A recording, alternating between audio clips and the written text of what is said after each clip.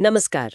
आज हम बात कर रहे हैं आईआईएसआर कोलकाता में निकली एक खास भर्ती की। जी हाँ, ये असिस्टेंट प्रोफेसर पद के लिए है। बिल्कुल।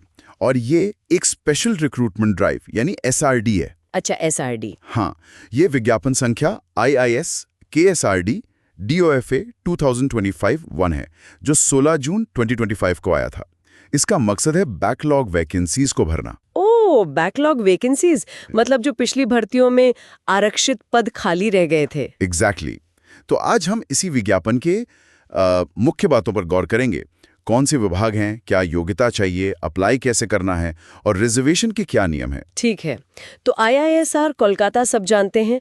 2006 में मिनिस्ट्री ऑफ एजुकेशन ने स्थापित किया था। साइंस एजुकेशन और रिसर्च का एक बड़ा नाम है। हाँ, बिल्कुल। और ये भर्ती है असिस्टेंट प्रोफेसर ग्रेड 1 के पद के लिए। तो कौन कौन से विभाग इसमें शामिल हैं? कई विभाग हैं इसमें, जैसे बायोलॉजिकल साइंसेज यानी DBS। हाँ। उसमें माइक्रोबायोलॉजी, केमिकल बायोलॉजी और बायो इंजीनियरिंग या बायोमटेरियल्स जैसे एरियाज हैं। इंटरेस्टिंग। फिर केमिकल साइंसेज DCS है, जिसमें chemical biology, physical and organic chemistry और कुछ बहुत स्पेसिफिक एरियाज भी हैं, जैसे बैटरी साइंस और सुपर रेजोल्यूशन माइक्रोस्कोपी या अल्ट्रा फास्ट रामा। अच्छा, काफी एडवांस टॉपिक्स हैं ये तो। जी। फिर मैथमेटिक्स एंड स्टैटिस्टिक्स DMS है। इसमें स्टैटिस्टिक्स और प्रोबेबिलिटी के सभी क्षेत्र शामिल हैं। और फिजिकल साइंसेस? फिजिकल साइंसेज यानी DPS में सॉफ्ट मैटर एक्सपेरिमेंटल है, हाई एनर्जी एक्सपेरिमेंटल और थ्योरी और क्वांटम इंफॉर्मेशन प्रोसेसिंग भी। और एक नया सा department computational and data sciences CDS। हाँ, आजकल इसकी बहुत डिमांड है। इसमें क्या है? इसमें NLP मतलब natural language processing, data science, machine learning, खासकर ANN और डीप लर्निंग पे फोकस है। और बेसिक साइंसेज में ML का एप्लीकेशन। बहुत बढ़िया। और ह्यूमैनिटीज एंड सोशल साइंसेज भी हैं। हाँ, HSS में अप्लाइड इकोनॉमिक्स और इकोनॉमेट्रिक्स के लिए वैकेंसी है। ठीक है, तो ये तो हो गए विभाग और उनके एरियाज। अब आवेदन कैसे करना है, कौन कर सकता है अप्लाई? देखिए, इंडियन नेशनल्स तो कर ही सकते हैं, साथ ही ओवरसीज सिटीजन ऑफ इंडिया यानी OCI कार्ड होल्डर्स भी अप्लाई कर सकते हैं। और तरीका सिर्फ ऑनलाइन है, कोई ऑफलाइन फॉर्म वगैरह नहीं। ठीक है। और इसकी आखिरी तारीख?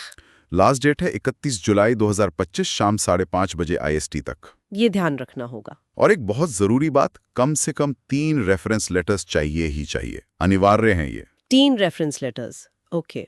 और अगर कोई पहले से सरकारी नौकरी में है? हाँ, उनके लिए जरूरी है कि वो थ्रू प्रॉपर चैनल अप्लाई करें। मतलब उन्हें अपने डिपार्टमेंट से, अपने एम्प्लॉयर से NOC यानी नो ऑब्जेक्शन सर्टिफिकेट लेना होगा, जो शायद इंटरव्यू के समय या ज्वाइनिंग के समय देना पड़ता है। आवेदन करते समय सूचित करना होता है। समझ गए। अब आते हैं सबसे जरूरी हिस्से पर, आरक्षण। कुल कितने पद हैं?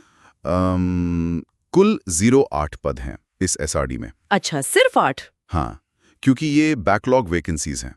इसमें SC के लिए 3 पद हैं, ST के लिए 1 और OBC NCL के लिए 4 पद हैं। SC 3, ST 1, OBC 4।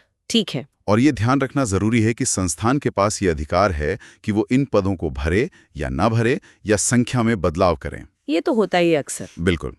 और OBC NCL उम्मीदवारों के लिए जरूरी है कि उनका non creamy layer certificate valid हो। वैलिड मतलब वो 1 अप्रैल 2025 को या उसके बाद जारी किया गया हो, और वो सेंट्रल लिस्ट के हिसाब से होना चाहिए। ठीक है। और PWD आरक्षण? पर्सन्स विद डिसेबिलिटीज के लिए आरक्षण भारत सरकार के नियमों के अनुसार लागू होगा। और हाँ, महिला उम्मीदवारों को अप्लाई करने के लिए प्रोत्साहित किया गया है। बहुत अच्छी बात है।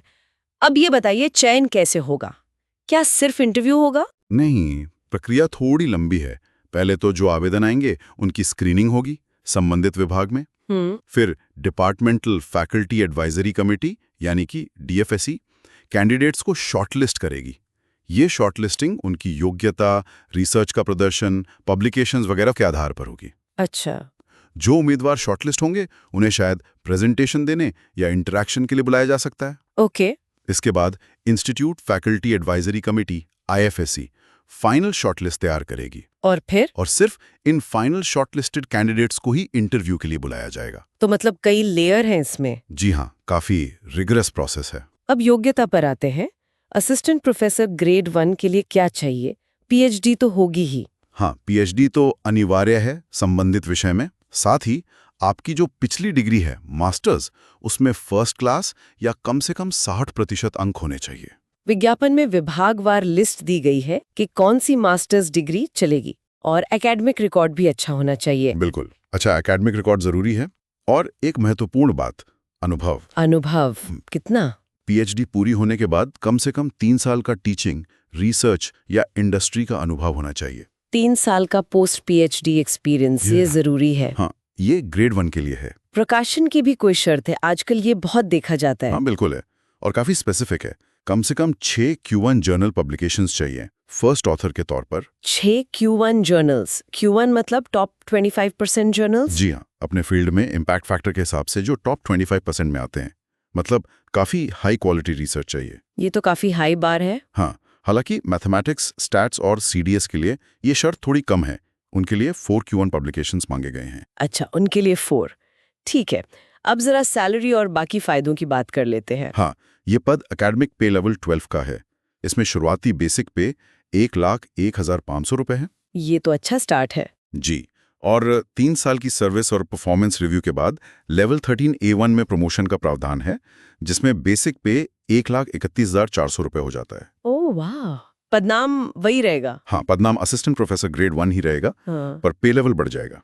प्रोबेशन पीरियड कितना है? 1 साल का प्रोबेशन पीरियड है और रिटायरमेंट की उम्र 65 साल है। ठीक है, और भत्ते वगैरह डीए, एचआरए? हाँ, वो सब सरकारी नियमों के हिसाब से मिलेगा। डीए, एचआरए, ट्रांसपोर्ट अलाउंस वगैरह। एनपीएस यानी नेशनल पेंशन सिस्टम में भी योगदान होता है। और क्या फायदे हैं? एलटीसी यानी लीव ट्रैवल कंसेशन मिलता है। जी। चिल्ड्रन एजुकेशन अलाउंस है। मेडिकल रीइंबर्समेंट की सुविधा है। और रिसर्च के लिए भी काफी सपोर्ट है, जैसे सीपीडीए, क्यूमुलेटिव प्रोफेशनल डेवलपमेंट अलाउंस। ये क्या होता है? ये करीब 3 लाख रुपए मिलते हैं 3 साल के लिए। हाँ, इसे आप कॉन्फ्रेंस जाने, किताबें खरीदने, मेंबरशिप लेने वगैरह पर खर्च कर सकते हैं। ये तो बहुत अच्छा है फैकल्टी के लिए। हाँ, इसके अलावा रिलोकेशन का खर्चा भी मिलता है 1.25 लाख तक। जी। और सबसे महत्वपूर्ण, स्टार्टअप ग्रांट्स और रिसर्च फंड का भी प्रावधान है, ताकि आप अपनी लैब वगैरह सेट कर सकें। मतलब नए फैकल्टी को काफी सपोर्ट मिलता है रिसर्च शुरू करने के लिए। जी बिल्कुल, आइजर्स का यही एक बड़ा प्लस पॉइंट है।